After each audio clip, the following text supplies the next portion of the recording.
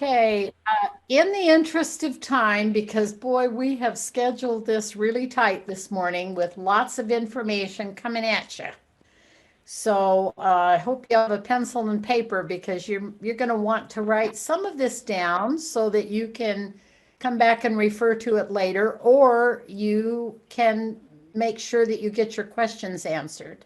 We will have a portion of the program, about 17 minutes, which will allow us to answer questions. And then the our presenters this morning have agreed to stay online for a few extra minutes at the end of the program to answer any questions that you may still have. But what we have for you this morning is actually in two parts. The first part is that we are going to give you lots and lots of information about the district, where we are midway through the year. Uh, hopefully it'll answer a lot of your questions. If it doesn't, then we'll come back to you. The second part of the program will be a speaker, Darren Parry from the Shoshone Nation. And we are very delighted to have him with us this morning, and Devin will be presenting him when the time comes. So with that, let's get started here. I'm going to ask Darren to pull up my slideshow on. There we go. Okay, we're going to be talking about Rotary District 5420 by the numbers, better known as the state of the district. Next slide. We technically started our year back in February of 2020 when we went to Denver for High Country Pets.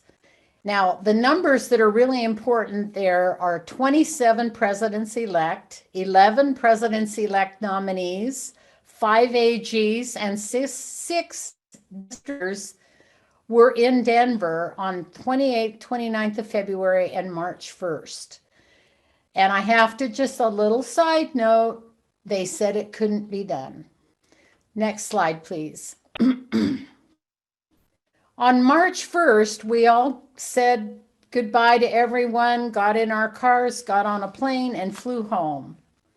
Little did we know what was ahead of us, because 12 days later, on March 13th, the bottom fell out of the world. So we all know about that, and we're not going to spend any more time on that, except to say we should all be getting our vaccines and feeling better and momentarily. Next slide. What I'd like to tell you now is some of the things that have happened since that weekend. The first number is 15, the number of weekly training meetings held between mid-February and July 1. And I'm pretty sure that most of the presidents-elect and even some of the presidents-elect nominees, by the end of those 15 weekly sessions, were going, oh, but they came away with good information. The next number is 8. That is the number of monthly meetings that have been held with presidents-elect, presidents for this year between July and February. And our average attendance for both of these meetings has been around 30. So that has been delightful. Next. Next is the number of district assemblies, including this one, that have been held this year. And so far, according to the data from, what is that? Oh, there we go. According to the data that we heard this morning, we had 242 people attend, or Rotarians attend, those district assemblies. So, okay, next one. 3 is the number of new district records that have been set this year. Now, this one I didn't even know about, and I was really excited when I heard this. So, first record, Devin, 100% of our clubs entered their goals in Rotary Club Central. Now, that's a then and now kind of thing, because then you just went in and put your goals in. Now we need to be reporting on what we've been doing with those goals, how we have been accomplishing those. Next, the second goal that was set is 93% of our clubs set a goal to give to Rotary International's annual fund. And the next one, 87% have a goal this year to give to Polio Plus. Next, 76 is the number of Rotarians who have taken parts 1, 2, or 3 of the Rotary Leadership Institute this year. And this should actually be a record as well. We have seen a great many Rotarians that have stepped up to Rotary Leadership Institute and have learned what they need to know to be current leaders or future leaders. Next.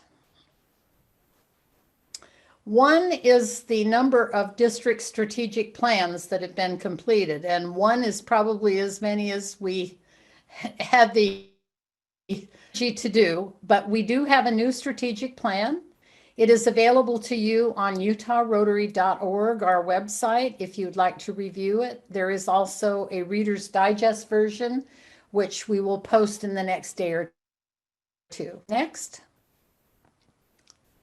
7 is the number of Rotarians who serve on a newly formed Diversity, Equity, and Inclusion Task Force. Tim, raise your hand and wave. Tim is our chair.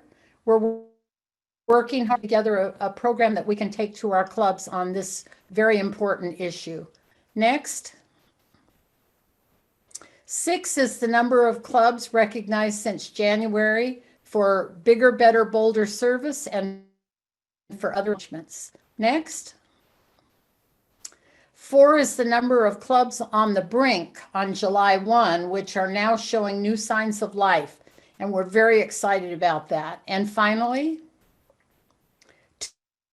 2 is the number of new clubs in the process of being organized in the district. Next. I really want to tell you, and I told Paul Summers that I was going to steal his thunder here, but this is about the Native American Initiative. 17 is the number of Rotarians serving on this committee, chaired by the one and only Paul Summers from the Bountiful Club. 15 is the number of Utah Rotary clubs involved in this program. These are big numbers. 325,000 is the approximate number of pounds of materials and supplies that have been taken to our Native American friends around the state, around the district. And the value of those materials and supplies is 145,000, including 72,000 for a supply of new clothing for those in need. Next. What's ahead? A multi-district high country pets that will be virtual on March 19th through 20 and involve districts from Colorado, Montana, Wyoming, Nebraska, a small part of Idaho, and of course our state in Utah. Next. District conference will be held in a hybrid format that's virtual and in person on the weekend of April 23rd and 24th in St. George. We hope you'll all come. Next. Funds have been set aside. Well, I shouldn't say that exactly, but we're hopeful that after this weekend that we will have funds set for a district-wide bigger, better, bolder service project on one or more of the tribal communities in our district. So you're going to hear lots more about that in the next few weeks. Next. 75% is the goal of clubs to earn the Rotary citation. And again, fingers are crossed for goals set, completed, and reported in Rotary Club Central. And finally, Our theme, my motto this year has been bigger, better, bolder service, which changes lives. And Rotary International said, "Oh, we like that, Linda. That's really good." So we're going to have our theme for next year, serve to change lives. And that is when you will be hearing from our own Judy Zone, who will be district governor starting on July 1. Okay, that's what I have for you. And now I'm going to turn the time over to Scott Florence, who will be talking about our membership numbers. Scott? All right, thanks, Linda. Well, hopefully I won't disappear again here. So we'll jump right into this. As far as the, Devin, you can put up the first slide, I guess.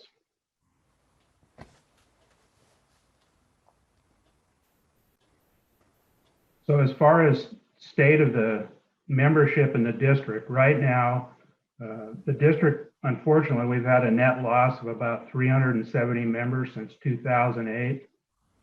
We're currently sitting at 1,571 members, which is down 36 since July 1st.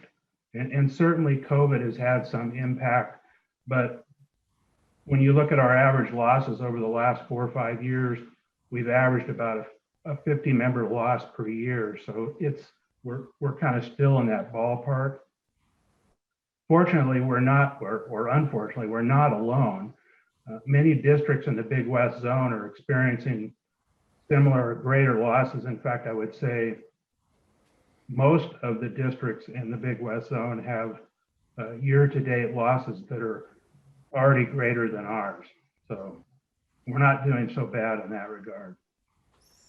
So Yogi Berra, the great philosopher who I greatly admire, once said, when you come to a fork in the road, take it. And I kind of translate that little saying as a district, we can keep doing what we've always done, or we can do something different. Next slide.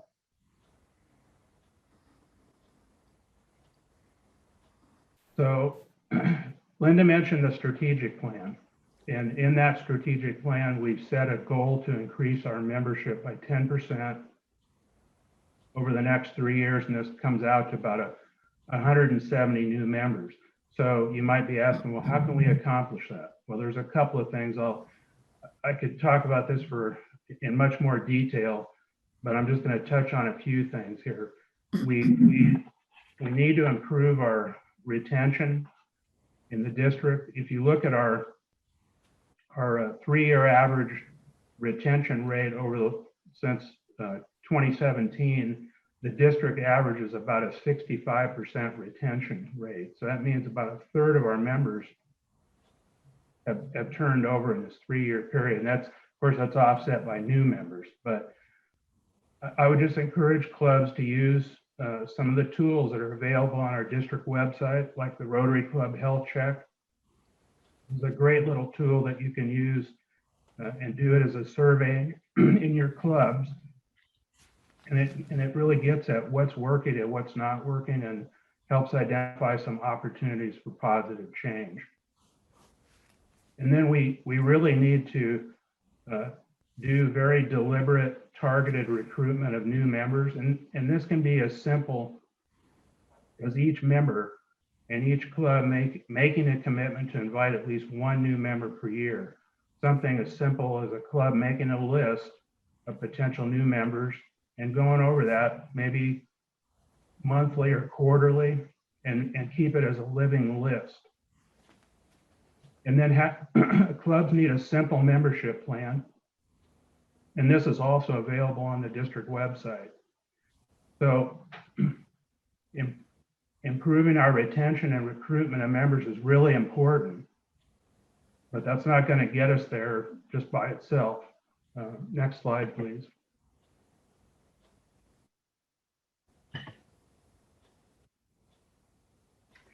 So Linda mentioned new club development. And the RI research shows that starting new clubs is the fastest way to grow Rotary. And that's because nearly 90% of new club members are new to Rotary. Excuse me, I've got some seasonal allergies that I'm dealing with. So how can we accomplish this? So one thing we can do, and that we are in the process of doing in the district, is restarting clubs in areas where there used to be a Rotary club or where a club doesn't currently exist. And we're doing this right now in a couple places in Price and in Sanpete County. And then in starting new clubs, we need to consider offering non-traditional club types, clubs that meet at different times, have different meeting formats, something that offers a different Rotary product than we currently offer. So, and I'll give you an example of this. So here in Utah, most of our clubs are noon clubs. Probably 2/3 of the clubs in the district are noon clubs. So in starting new clubs, we maybe don't need to offer another noon club. We have a handful of evening clubs. We have a handful of morning clubs in the state. So even in say the Salt Lake Valley, where there's 15 clubs, they're mostly noon clubs. So there's opportunities even in that area where there's a lot of existing clubs to start a new club that meets at a different time that may be more attractive to people that can't make noon meetings. And then also in starting new clubs, keep the dues as low as we can. So the district and RI per capita combined is about $120 a year. So if we can offer a dues that just covers the basics, and if the club has a meal, if the members pay for meals out of their pocket because they can afford or as they want to. So we can start new satellite clubs where it only takes 8 members to start that satellite club. It takes 20 members to start a new to charter a new standalone club. So those are 2 ways we can do it. Either way, it takes a sponsor club and a new club advisor to help to meet with the members and help them get organized, help them develop as a club. And this can be a 1 to 2 year commitment. It's a definite commitment of time and effort, but it's certainly worth it. And right now in the state, well, Linda mentioned 2 that we're starting 2 new clubs. We're actually in the process of considering as many as 6 potential new clubs, and there are efforts underway in each of those instances. A couple are much further ahead than others, but right now there is the potential to start at least 6 new clubs, and I think there's much more potential than that because many of these efforts right now are focused on the southern part of the state. And I think there's much greater potential in the north than there is in the south, actually. So that's it for me, and I think we'll take questions later on. So with that, I will turn it over to our district foundation chair, Scott Leffman.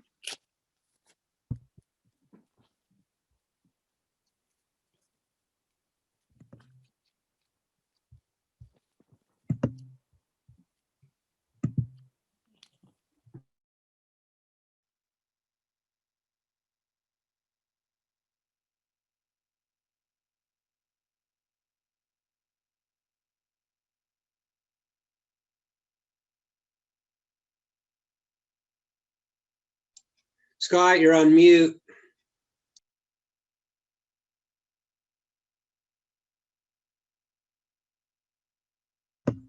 That's a good tip. Thank you. It's a pleasure to be with all of you. I get to talk about my favorite subject, and that is the Rotary Foundation.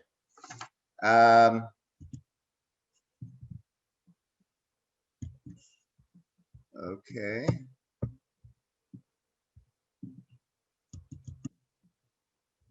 So, RI president in 1980-81, Rolf Klarich said, "The time we take to serve those who need us can be the turning point, not only in their lives, but also in our own." And for some reason, Devin, I can't advance the slide. Use your mouse to click on your slide, and then you can. Okay, another good tip. Thank you. So, gee, I am exhibit number 1. Rotary has totally changed my life. I would never have imagined that I would get to participate in Rotary's greatest initiative, and that's eradication of polio. I never thought that I would get to participate in a global grant, building toilets and going to India to work with an Indian club there. In fact, just giving dictionaries to 3rd graders. I would never have thought to go buy a bunch of dictionaries and give them to 3rd graders. So my whole worldview has changed as a result of being a Rotarian. Now, we have a great product to sell in the Rotary Foundation.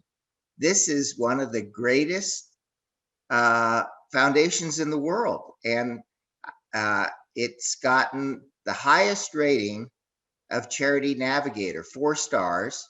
And I think we've done that the last 13 years or something.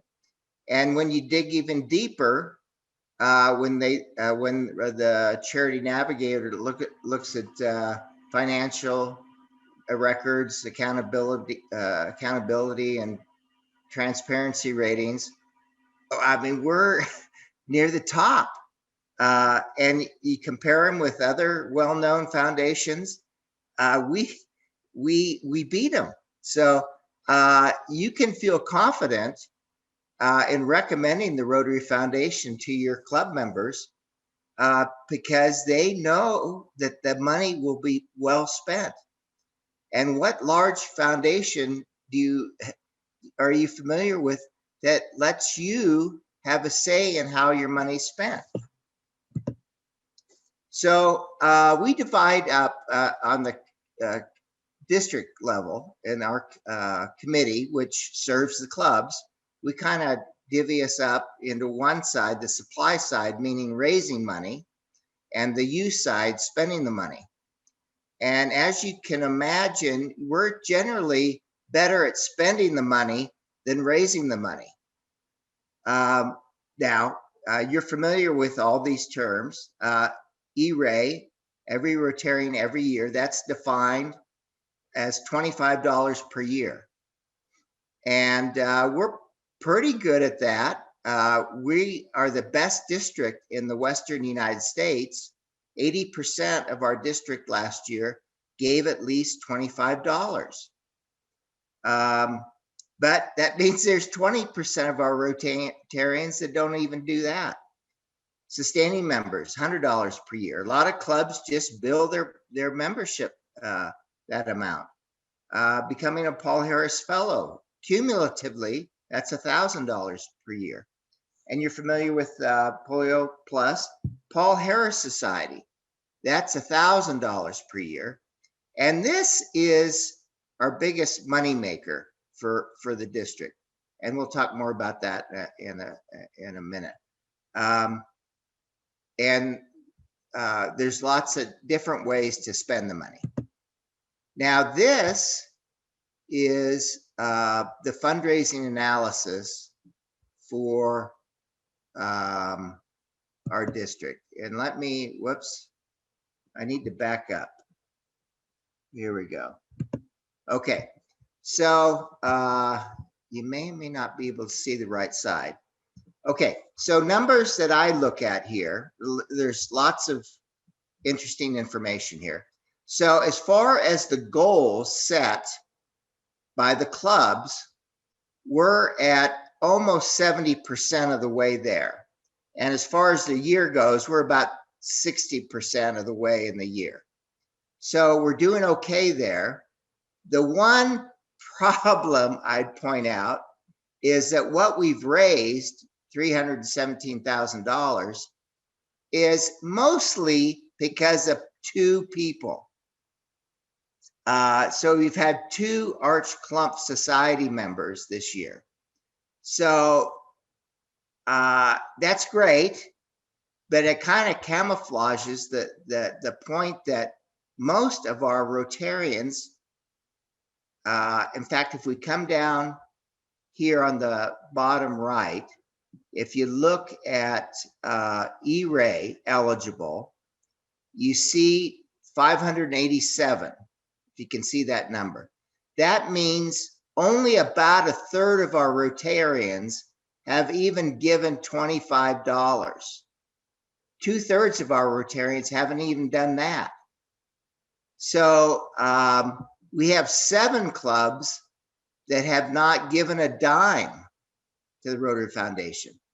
So there's room for improvement here. Polio Plus. Now, one other thing I'd like to say about the annual fund is that half of this money comes back 3 years later. And that's why we focus a lot of our energy on the annual fund. The other fund that we pay attention to is Polio Plus. And look at that. We have 15 clubs that have not given a dime to Polio Plus. Okay. Other areas, Paul Harris Society members were flat there.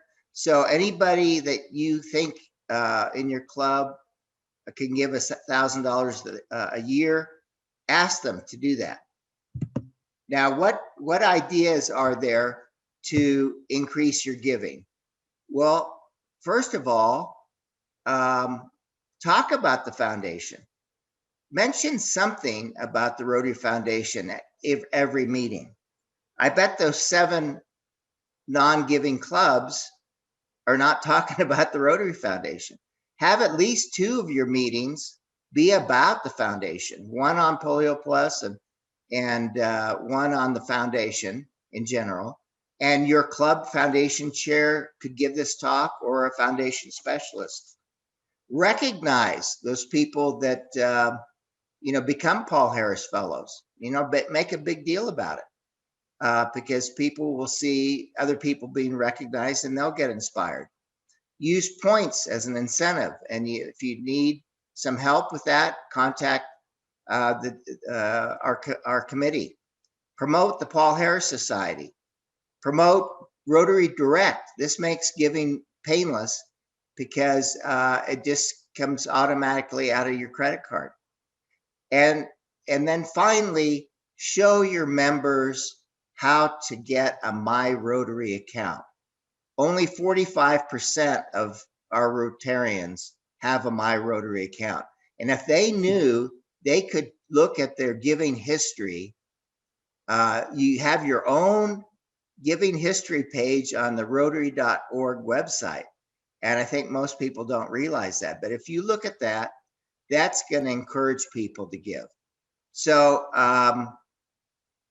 thank you. Thank you for all you do. And I appreciate being among you. Thank you.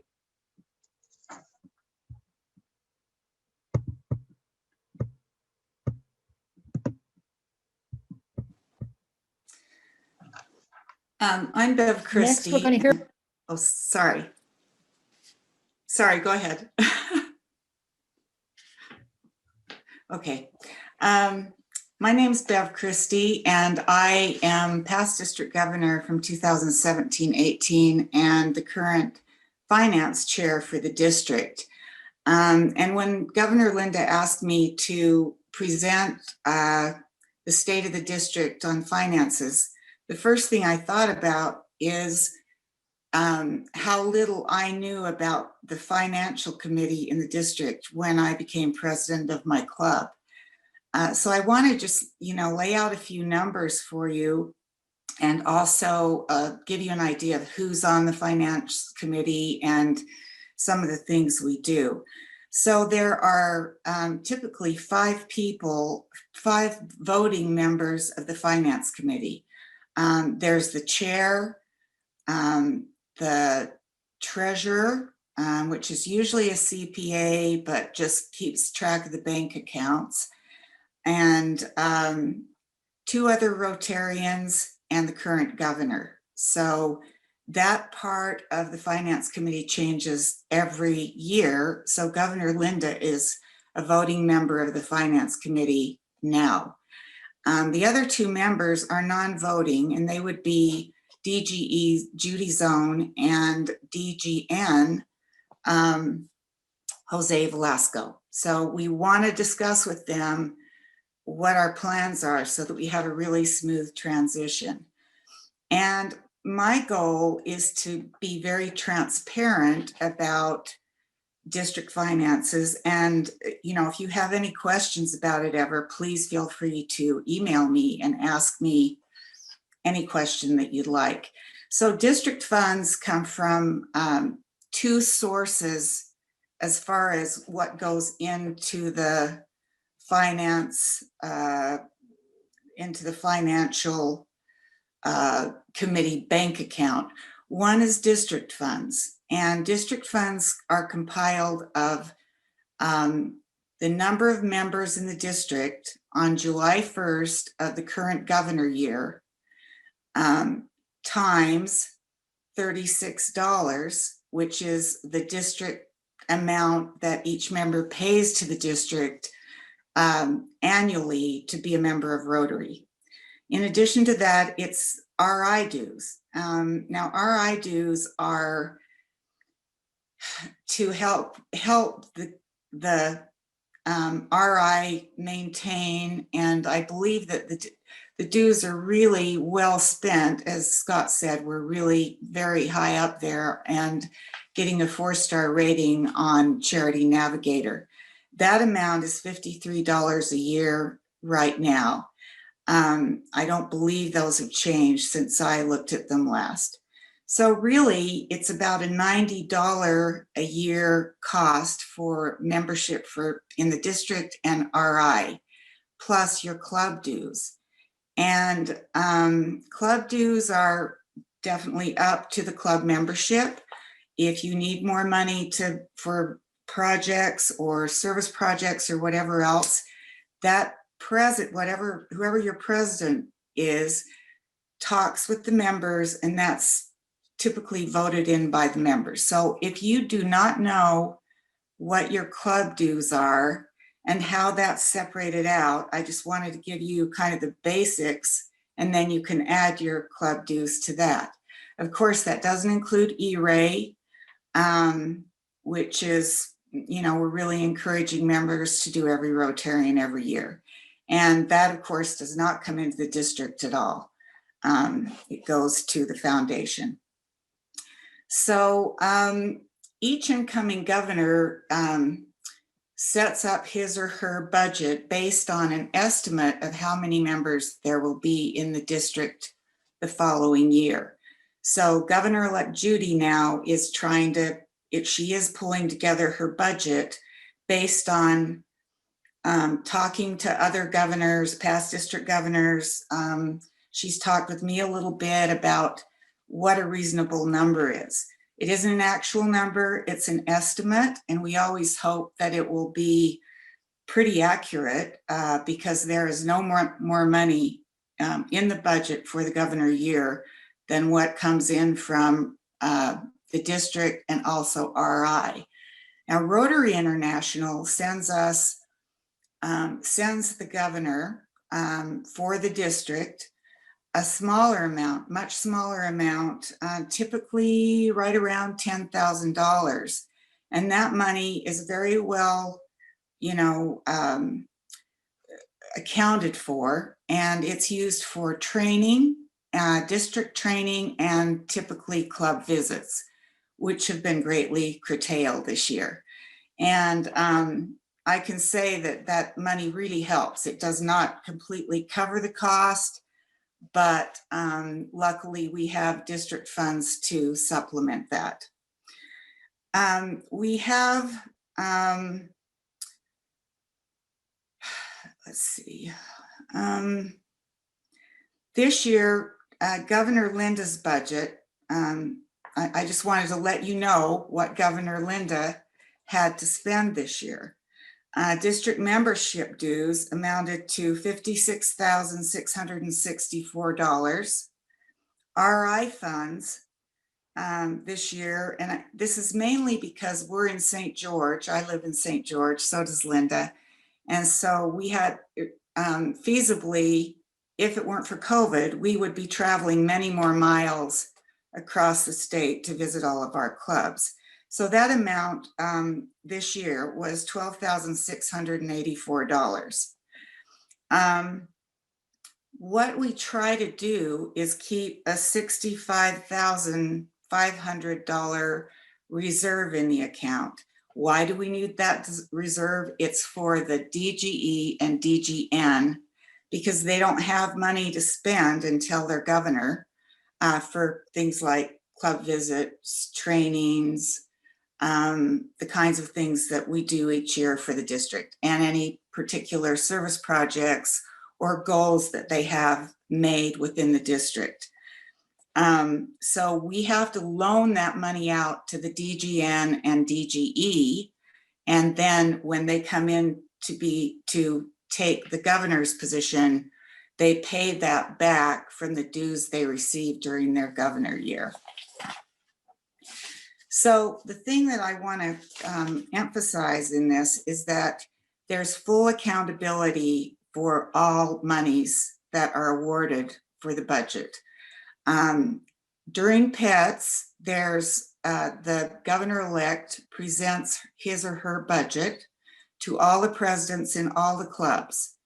And that ends up going also in writing and has to have unanimous approval. So, and it's broken out by all expenditures, projected income, especially from the district, and it needs to amount to zero in the end. So we don't want to be in the black.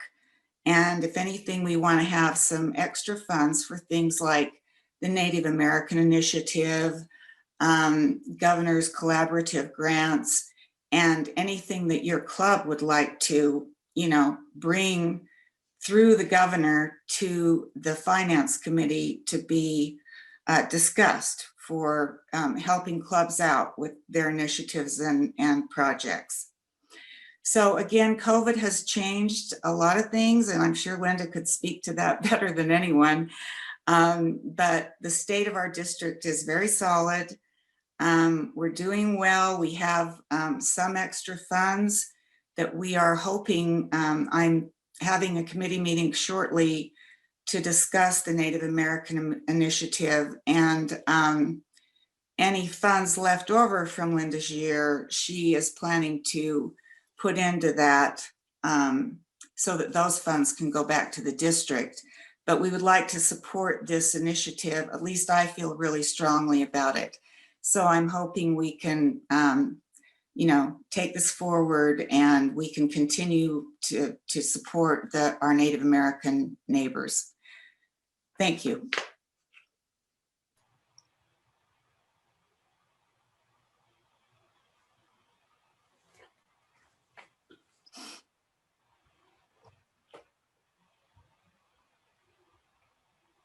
I assume, Linda, did you want me to start? I think I'm next on the agenda. So I'm Brent Park, and I'm the new district youth chair. And I was asked actually at the last minute to give this presentation because past district governor Sean Michelle was to give this presentation about the Youth Foundation, but I'm happy to do it. And I'm going to share my screen.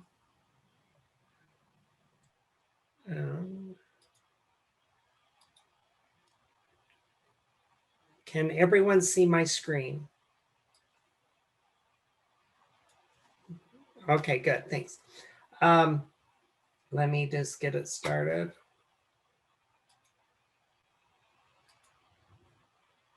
Okay, anyway, I'm going to be talking today briefly about our Rotary Youth Foundation.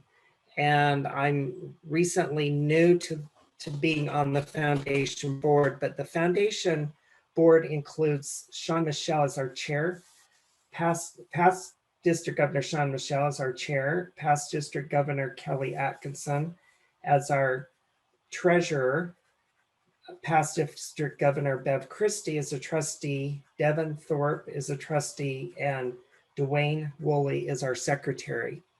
And as we just talked about a few minutes ago, how Rotary membership has been declining over the last 10 years or so. As we know, the youth are the future of Rotary. And if we're not focusing and investing in our youth, then our Rotary is not going to continue the way it has, because our youth are the future.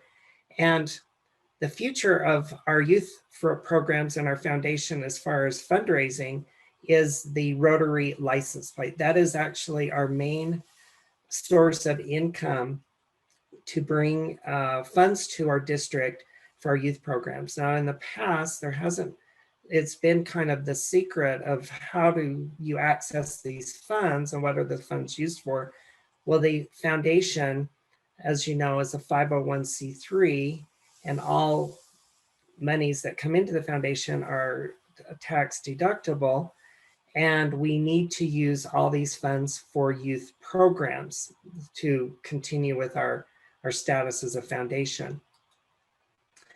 The license plate revenue is to support RILA, Interact, Youth Exchange, and also Rotaract.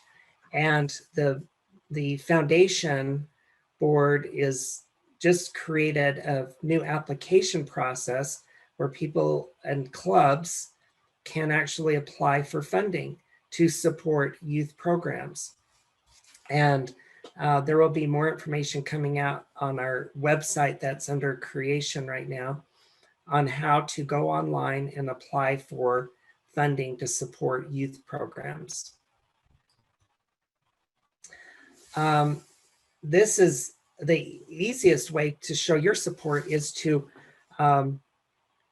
go on and register your vehicle and ask for the Rotary plates. And I know many have them.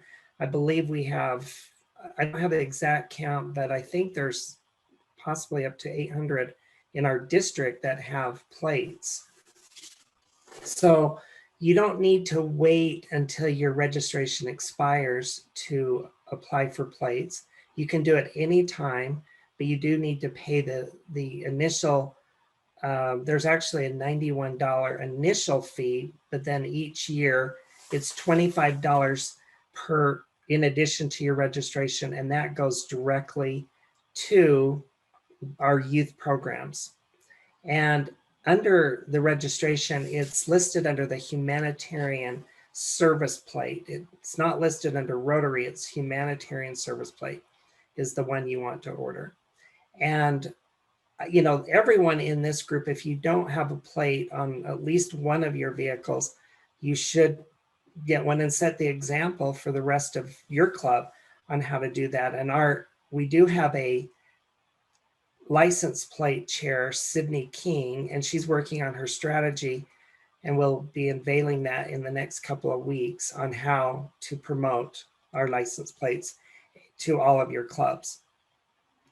And this $25 comes every year regardless. And I know many of you have, you know, BYU, U of U, USU, or your university plates, and those also go to great causes. They help scholarships at those universities. But, you know, I want everyone to take action, you know, even this month, and support our Rotary youth and help them with the programs that they need, because our youth programs really are, in many cases, are struggling. We don't have an Interact club in every high school. We don't have, many of our clubs don't even support an Interact club. And as we've noted, Interact and our youth programs are the future of Rotary. And in a couple of minutes, one of the things that has come up this year, especially during this time of COVID and isolation, our youth are struggling. You've heard there's been many cases of teen suicide that have been occurring just in too many cases, to even people that we know, that we're close to, people that come from really good families, people that are just really struggling. And so the youth committee has started what is a 4-part series of an Interact speaker series, which started in January.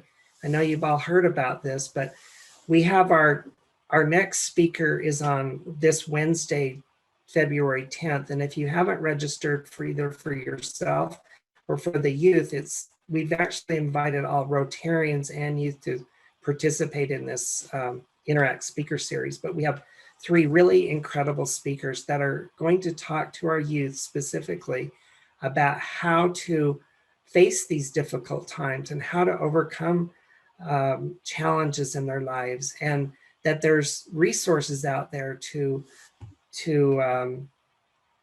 be connected with. And I think that this is going to be really an incredible opportunity. And with the capabilities that we have now with the virtual connections through Zoom, we can really reach people that in the past has been difficult to reach due to travel. And so I hope that you will take this seriously, and when you're invited to apply for a license plate, that you will step up and make that commitment and show that you're committed to Rotary. And it's in such a simple way, and it's so easy to do. And that when you get the information about the Rotary Foundation grant, youth grant, that you will look at projects and programs that you can use that money for as we go forward. And I think that pretty much wraps it up, and I'll leave it for questions at the end.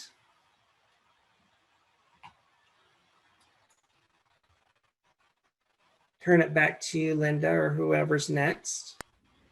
Thank you, Brent. Thank you all. The next 15 minutes or so is going to be for questions for any of the speakers, or any questions that you may have just off the top. I have a question for Brent. I'm wondering if you have posted on Facebook this speaker series, and if so, if we can share it, and if not, if we can post it. I just think there's a lot of youth out there and parents that could see it and realize how important it is. I don't know if it is on Facebook yet, but I will check. It has been sent out to every club president. All the youth advisors have received it, but I will find out if we can get that posted on Facebook. I have a question for Scott about the Rotary Foundation and the Paul Harris Society.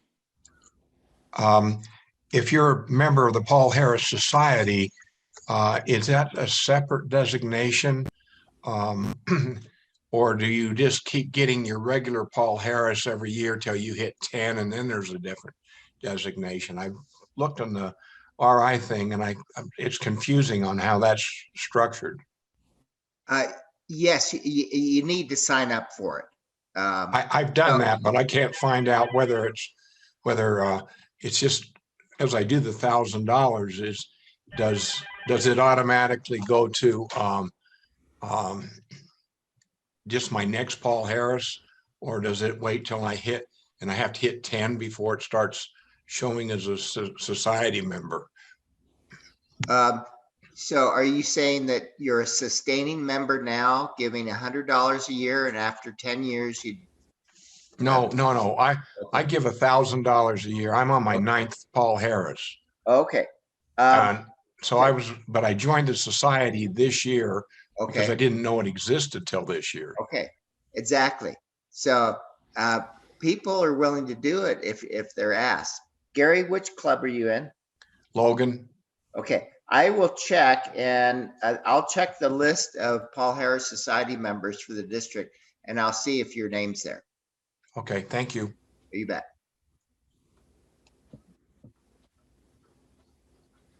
And just to say, worldwide, and our district is similar. 7% of Rotarians in the world contribute $1,000 or more to the annual fund, and that 7% accounts for 45% of giving to the annual fund. So you can see, hitting up our members to join the Paul Harris Society will make a big difference. Scott, could I just add something? This is Glade. For Gary, and Gary, you're at your 9th year, so you're a Paul Harris Fellow plus 9. Once you get to 10, you'll become a major donor. And then once you continue to contribute $1,000 a year and get up to 25,000, you become a major donor. 2. Plus 1? Plus Level 2? 2. Level 2, that's what it is. So just keep giving. Yeah. Let's hope I live long enough for that. Yes, exactly. I have a question for Brand.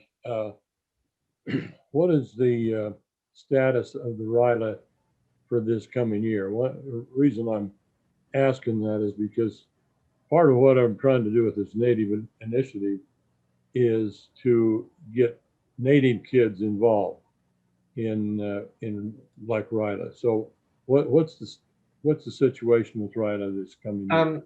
This past year, RILA met virtually in November. This year, they are planning in person in September, the 22nd to the 25th of September at Aspen Grove. But right now, that is the plan.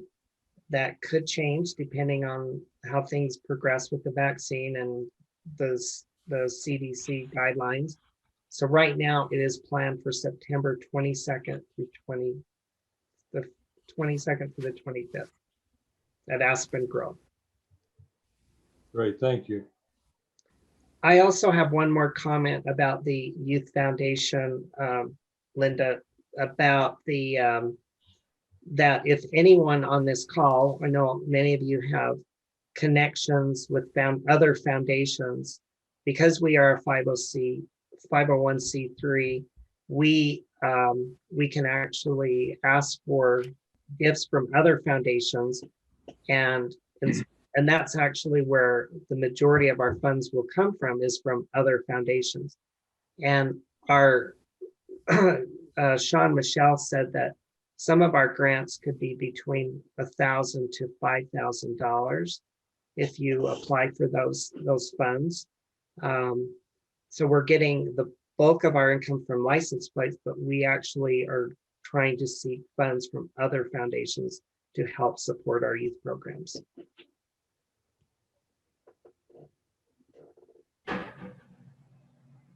Other questions?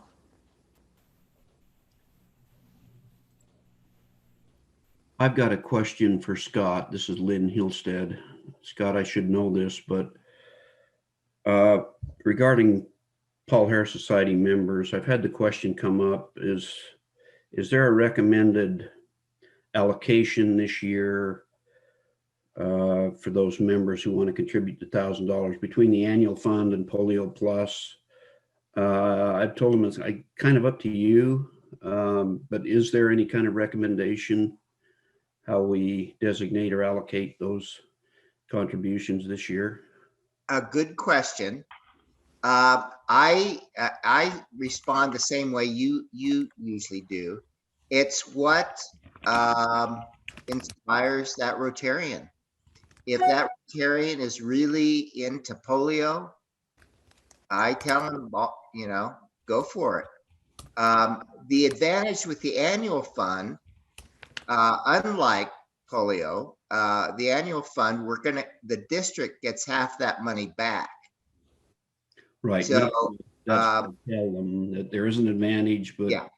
But we do want to make sure we contribute to the Polio Plus Fund this Yes. year. But it makes no difference. You still get your Paul Harris Society Yes. credit.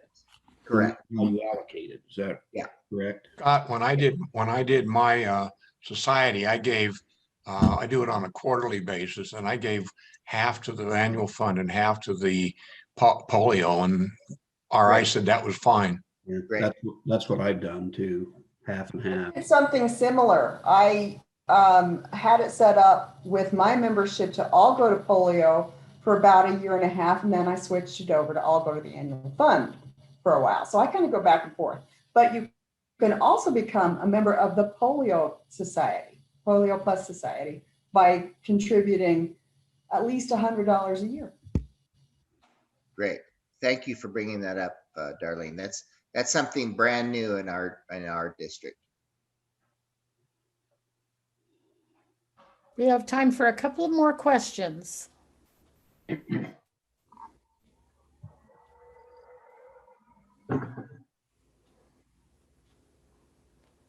No more questions?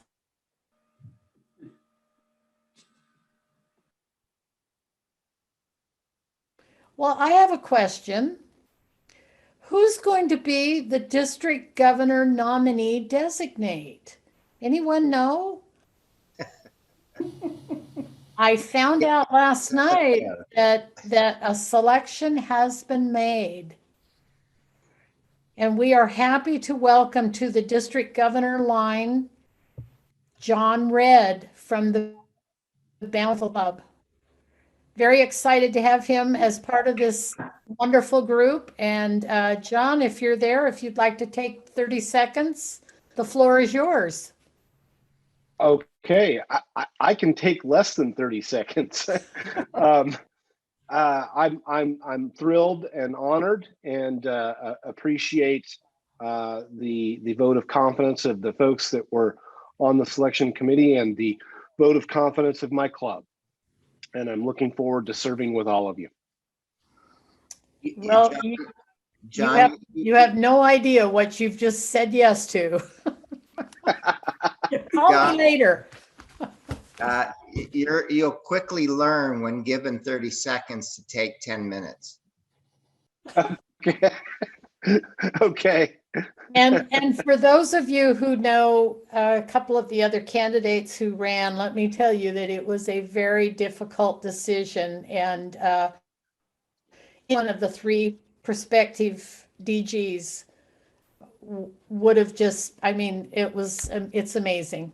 We have some amazing leaders in our organization. So with that, let's see. Are we on?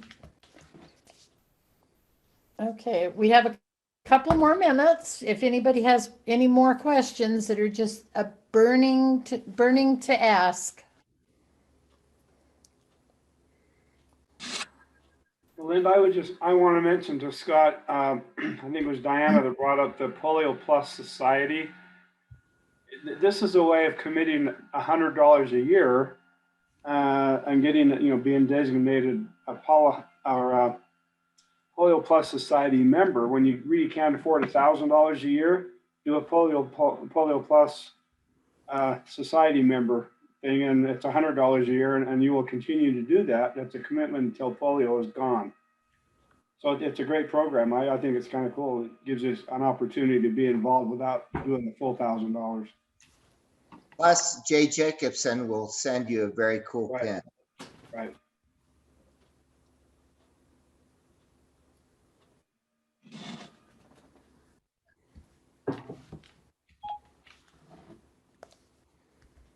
Okay, time for one more question.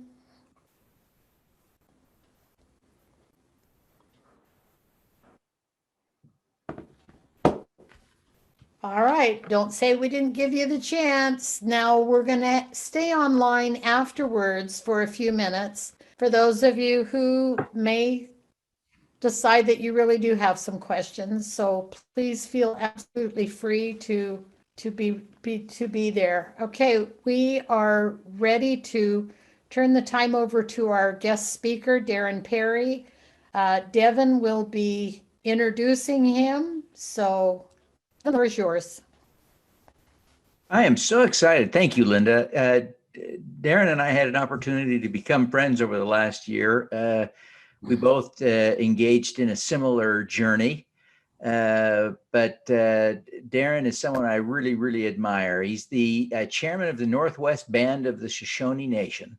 He also serves on the board of directors for the American Heritage Center, the Utah State Museum Board, and serves on the advisory board of the Huntsman Cancer Institute. In 2017, he received the Esto Perpetua Award for the state of Iowa for one who preserved and promoted history in the state of Idaho. He is the first Utahn to win this award. He attended the University of Utah and Weber State University and received his bachelor's degree in secondary education with emphasis on history. His passions in life are his family, which includes his tribal family. Darren wants to make sure that the story of the Bear River Massacre and the outcomes of that horrific event are always remembered, and he's written a book about that. It is important that the Shoshone perspective is heard. Darren is a sixth generation Shoshone Latter-day Saint, and I'm excited to welcome Darren Parry. Thank you, Devin. It's really an honor and a privilege to be here with all of you. I heard a quote the other day that said, "Good words do not last long unless they amount to something."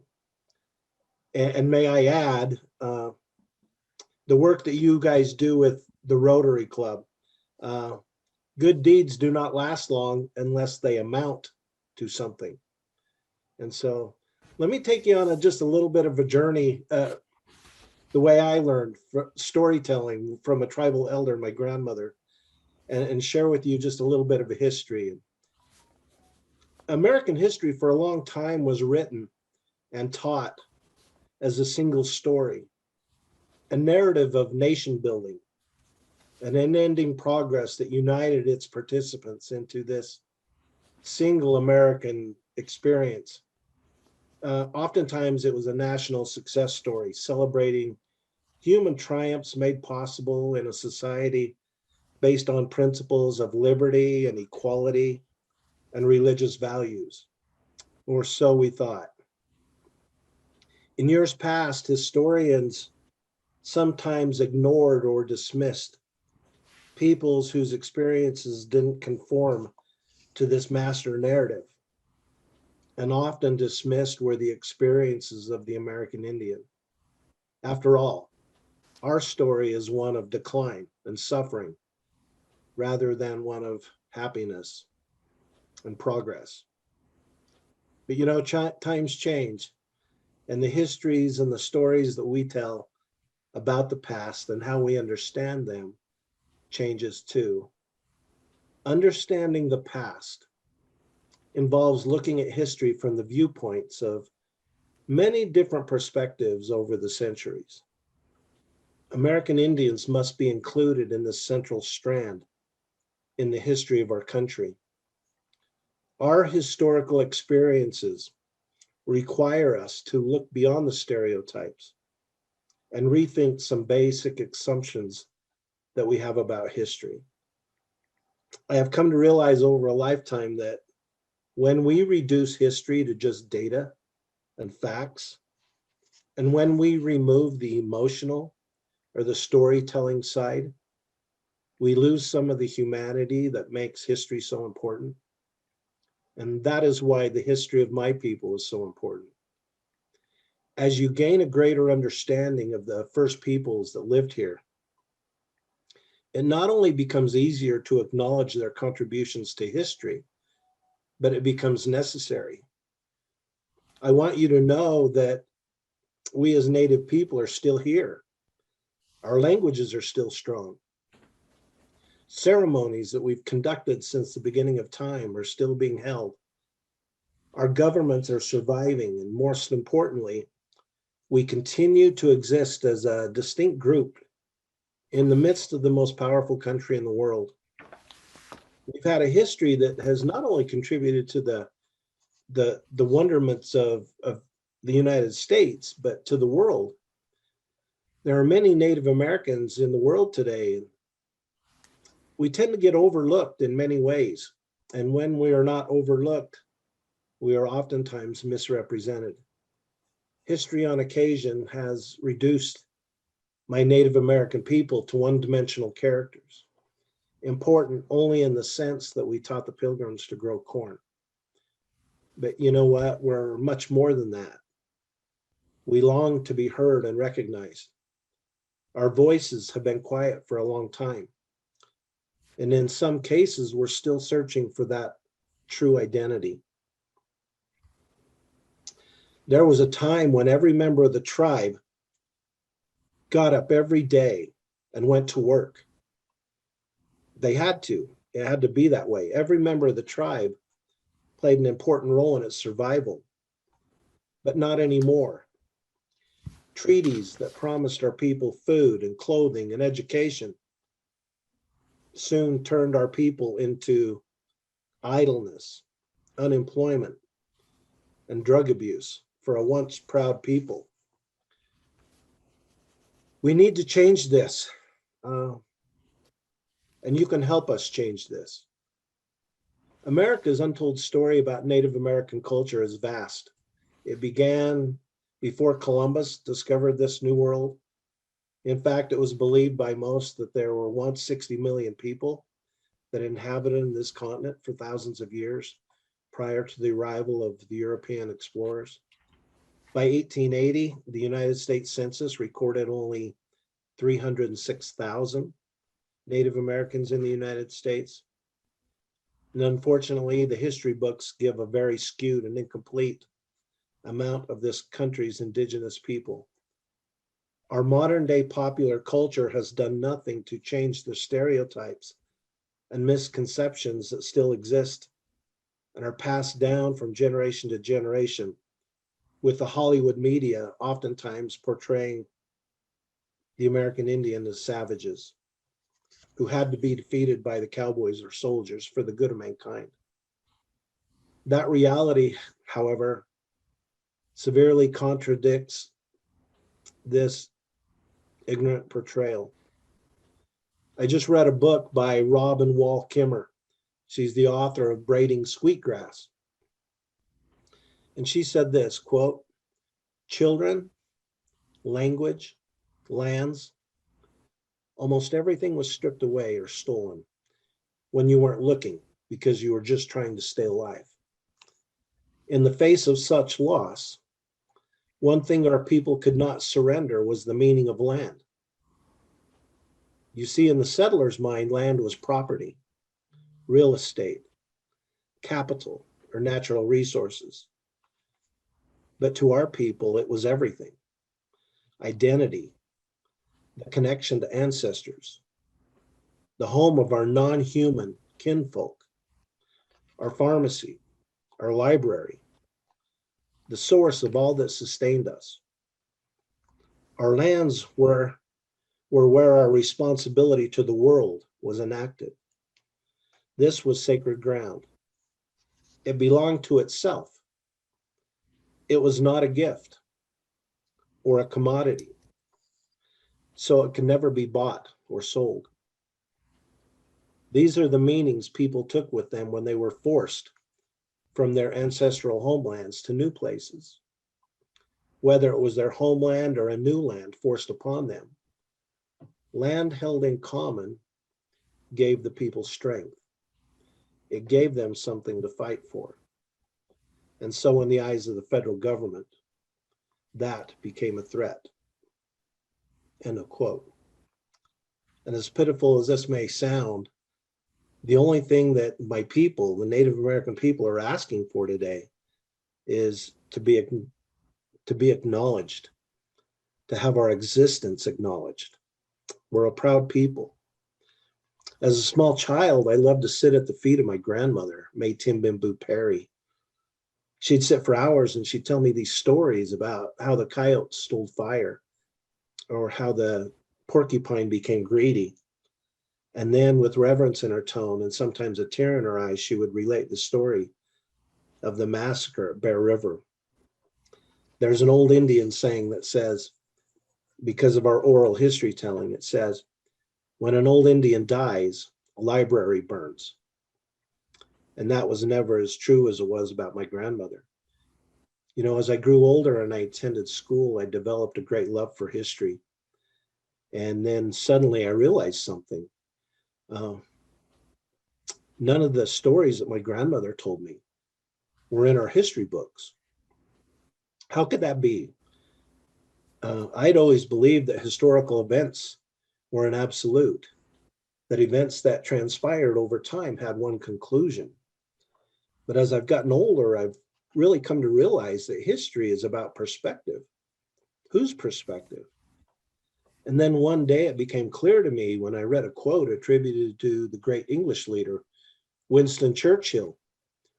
And he said that history is only written by the victors. Well, I guess that explains perfectly why Native American histories are never written. And that is why Native American perspectives have mostly been forgotten. I live in Cache Valley today, and here in the quiet corner of this beautiful place lies the site of one of the worst massacres of Native Americans in the history of the United States. On a cold January morning in 1863, Colonel Patrick Edward Connor and his California volunteers from Camp Douglas, Utah, attacked a sleeping Indian village in the early morning hours of the day. And after 4 hours, the troops had shot, bludgeoned, raped, and murdered more than 400 Shoshone men, women, and children. It was a horrific event, and nobody knows about it. For many years, people have gathered on January 29th, the anniversary, to remember the events of that fateful morning. And they gathered at an old monument that was built in 1932 by the Daughters of Utah Pioneers. Up until just a few short years ago, this memorial was attended by a handful of Native Americans from various tribes, a lot of curious folk from nearby towns, local historians, and news reporters and officials from the Church of Jesus Christ of Latter-day Saints. Strangely absent, however, was members of the Northwestern Band of Shoshone Nation, my people, the very people that were massacred that day. All of that changed more than 20 years ago when we acquired the first 35 acres of that beautiful sacred site. And then again, I'm happy to report in 2018, we were, as a tribe, were able to purchase 550 additional acres of this sacred land. That began a journey to tell our story from our unique perspective, a perspective that is just now beginning to be heard. Today at that old rock monument, there are two plaques. The first one that was erected in 1932 just gave the facts. It laid out that Connor and 300 of his California volunteers attacked Shoshone Indians who were guilty of hostile attacks on local settlers and immigrants. A second plaque was erected 20 years later in 1952 by the DUP, who honored the brave soldiers and the pioneer women who took care of them. As I've gone up there over the years, I've come away with this. The problem with those narratives, for me, is it gives us only one point of view from one generation's perspective, 69 years after the actual event. I tell people it's like a view from a window that has been carefully placed to exclude a whole quadrant of a beautiful landscape. With this monument, you only get to see what they want you to see. The plaque also reinforces the view that Indians were savages and went so far as to label our women and children as enemy combatants. It also reinforces the view that violence on the frontier was necessary for the survival of Mormon communities. And it showed what the consequences would be when both groups tried to share the same space. Left out of all of this is the perspective of the Shoshone people, but not anymore. It's time that we share our story with the world. And just as an update, The 1932 plaque was replaced this past Friday with one that gives a more accurate description of the day. But this acknowledgement is much more than an update. It is a painful recognition of a past that will just now allow us to move forward and begin to heal as a people. You know, it paves the way for truth, and truth paves the way for freedom. Acknowledging truth changes our relationship to those we come in contact with every day, and it changes our relationship with the land. When Mother Earth is hurting or abused or neglected, then we are hurting. Our very makeup is intertwined with every aspect of life. Native Americans always believe that we're not superior to the plant or animal world, that we are one, we are equal. Having that recognition, honor, and a sense of respect in those spaces leads to a healthy community. Acknowledgements like this are just simple but powerful ways to show respect for Indigenous people. It is a way to recognize the history that connects the relationship between the people and the land. This relationship is always interwoven in the fabric of life. It is a way to raise awareness about our histories and perspectives and experiences that are most times suppressed or forgotten. You see, humans have great memories for what we want to remember. When you are commemorating only colonial history, you forget the uglier parts of history, and you start to focus on the heroism of those who conquered this untamed frontier. That is the kind of history sometimes that exists still today. And that more times than not, that narrative now becomes a story. It's not a story about the first peoples. It becomes a story about colonization. Without proper recognition and acknowledgement, you tend to firm up memory and you create a false history.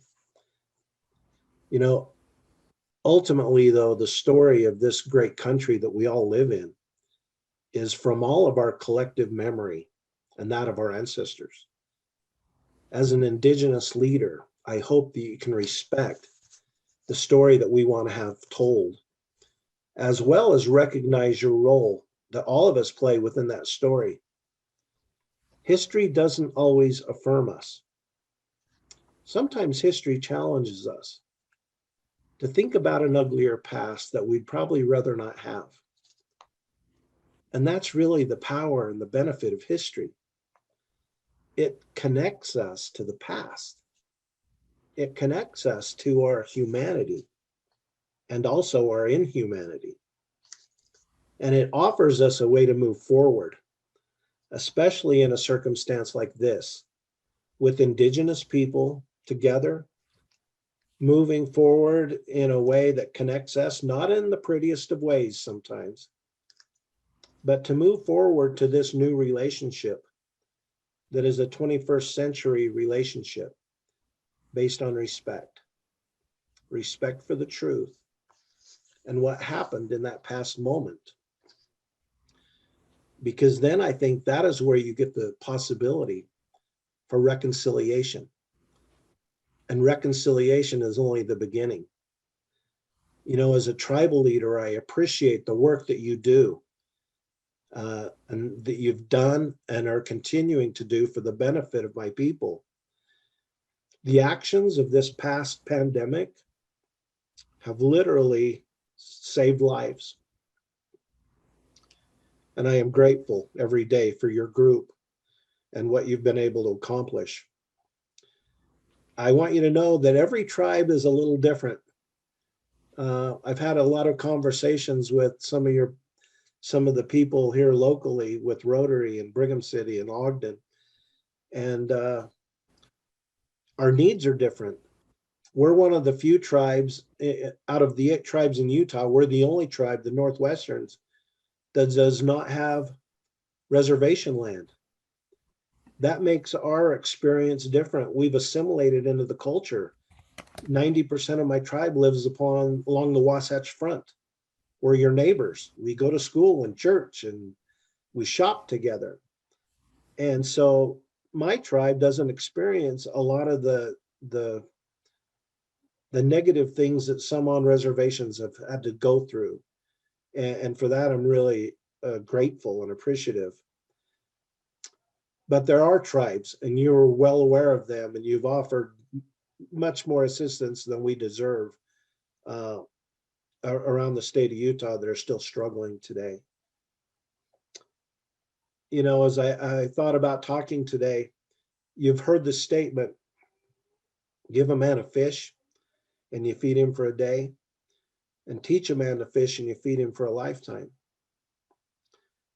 As a tribal leader from one that doesn't live on a reservation, that's had a different experience, I think it's time that we teach our people how to fish. And so in closing, can I just tell you, you know, our tribe is unique. We were able to purchase the Bear River Massacre site. And now I've started a capital campaign to raise money to build a beautiful interpretive center on the site. The first year before COVID, I raised $3 million in 1 year, because when people hear the story about this horrific event, they want to contribute. And then COVID really locked us down with fundraising, and it's now just starting again to pick up. But I still need to raise another $3 million for this beautiful interpretive center. And to me, the story is it's not about the massacre. You know, I believe that those who died that day have a God-given right to be heard. Their voices speak to us from the dust. But my message, and Devin knows this, and it's what I've talked about during my campaign, and it's what I live my life for. This message is not about a horrific event that happened, because horrific events happen to all of us in our lifetime. The message is, how do we rise from that? And how do we come together as a people to make this world a better place? How do we forgive, but not forget? And how do we move forward to a space that we're taking care of one another and doing good things in our communities? And that's what you do already. But that's the message. How can we move together and build a community that is there for one another and strengthens one another? May I leave with you just one thought? I hope today and tomorrow and the next few weeks, you can speak medicine words to those people around you. Medicine words to me are words of encouragement and love and kindness. And they build hope. They build resiliency in our communities. And that's what I want to see going forward. And I'm so grateful for Rotary and given me the opportunity not only to speak today, but I've been invited by many local chapters to share this message of love and hope and forgiveness across the state of Utah, and I'm grateful for that. So Linda and Devin, thank you for the opportunity you've given me to just share a few minutes with you today. It's been a blessing in my life. Thank you.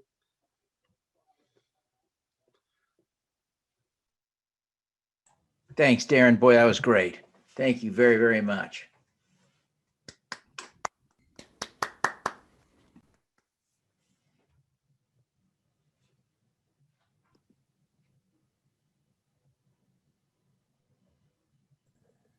Linda, you're muted.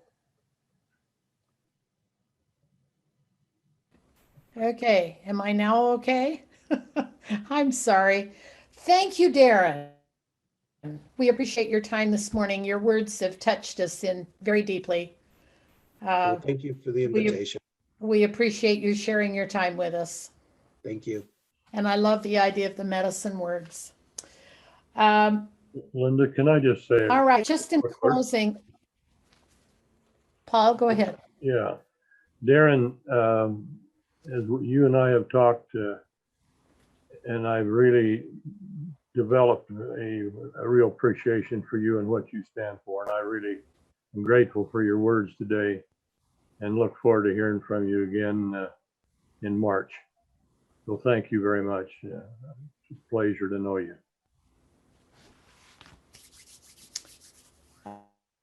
All right. Scott, you had someone you'd like to introduce before we close?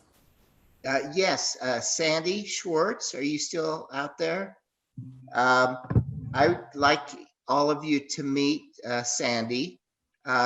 She's a past district governor the same year as I am, 1819. And her district is around Bakersfield. So she retired and was very wise to move to our district and trade the summer heat of Bakersfield for St. George's. So welcome, Sandy. And thank you. Oh, you bet. We're excited to be here. And there's a little bit of a challenge because we all want her in our club when her year is done. So me, Sandy, me. I feel very loved and welcome. Right. So thank you so much. All right, excellent. We're glad you're here. I'm sure that all of you have a favorite takeaway from today's meeting, but let me just kind of pick through some of the ones I wrote down. Scott Florence asked us for every member of District 5420 to bring in a new member this year, which would double the size of our district. And wouldn't that be amazing if that could happen? District Governor Linda Sappington asked you to keep your goals updated in Rotary Club Central. So at the end of the year, when we do our service and impact report, you'll already have that information and you won't have to be running around at the last minute to try and find it. Again, Scott Florence asked us to retain our members. Let's work really hard. Make sure we lose any more members this year. Past District Governor Bev Christie talked to us about the amount of district and RI dues and that clubs have autonomy to be able to set their own dues and their own expenses on their end. Scott Florence reminded us that there are 6 potential new clubs forming in the district. Oh my gosh, this is the most exciting news, isn't it? Scott Leckman, past district governor, told us about the foundation and said that most Rotarians, only 587 out of almost 1,700 members of our district have given anything to the Rotary Foundation. One more time, only 587 of our members have given anything to the Rotary Foundation. Brent Parkin asked us to support youth programs by buying Rotary license plates. And I have a story. I did get excused, but I did get stopped recently by a police officer who said, "Oh, you're a Rotarian," as he handed me a ticket. So it didn't work for me, but you know. February 10th is the Internet series, the next presentation by the speaker series, and only 45% of Rotarians around the world have a My Rotary account. And I don't know what the percentage is, but I suspect that it's probably pretty close to that. And Darren Parry said, good deeds do not last unless they amount to something. So we are involved in doing good deeds every day as Rotarians. Let's make sure that everything we're doing amounts to something. And he finalized his comments by saying, take care of each other and continue doing good things. So with that, we stand adjourned unless anyone has any further information they'd like to share or any questions, and the faculty will stay on for another 10 or 15 minutes to answer those questions if you have them. Linda, may I So have just a good add rest of that, the day. Linda, may I just add that Darren's book is called The Bear River Massacre, A Shoshone History. Ben Jarvis and I posted that information in the chat, but I added a link there right to the Amazon page where it's available if you're interested. Okay, thank you. And last and final comment from the district governor is please sign up for district conference. We'd love to have you in St. George. It's going to be a fun weekend, and we're very excited for the possibility of being able to, at least a few of us, meeting in person. So see you in St. George and have a good rest of the day.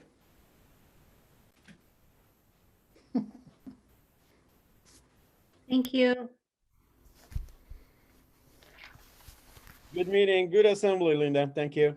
Thank you. Questions? Questions?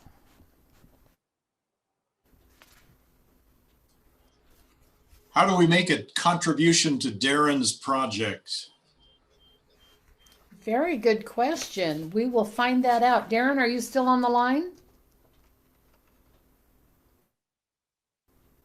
Okay, let's see. You make the check out to the Rotary Foundation. After which? I'm joking.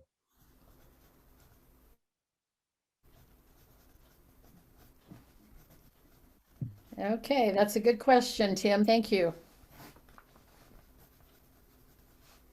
Anyone else?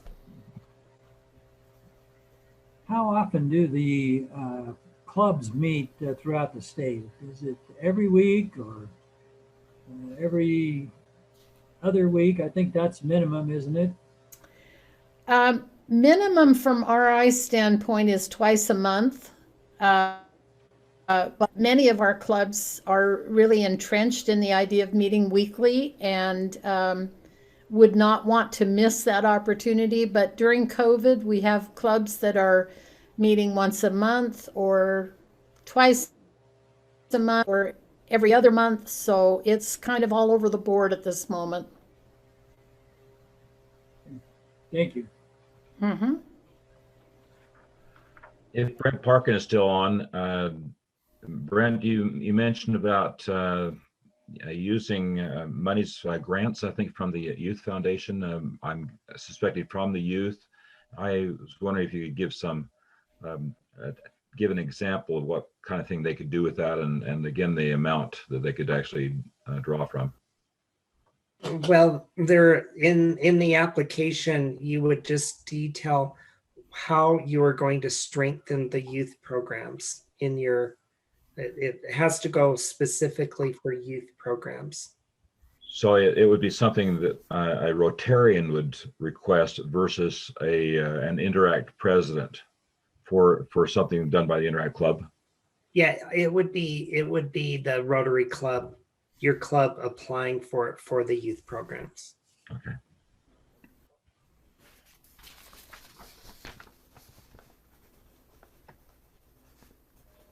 Does anybody have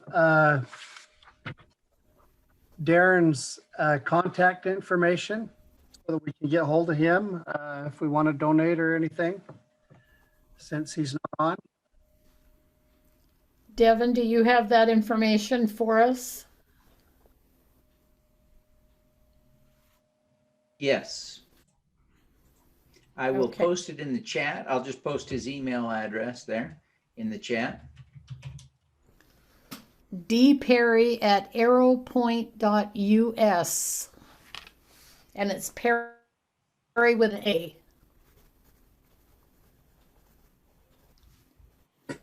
Thank you.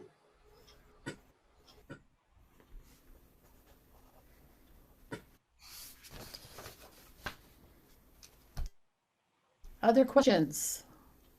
Comments? Did you enjoy this format? Was this good information for you, or you feel like it was worth your morning? Okay, good. Glad to hear it. All right. Well, if you have no other questions or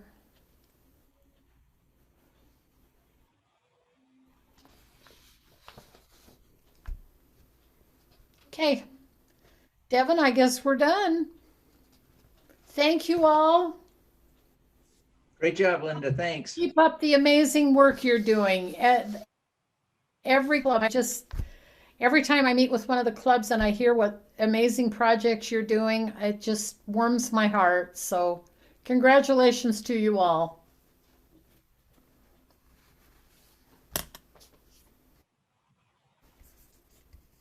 Bye now.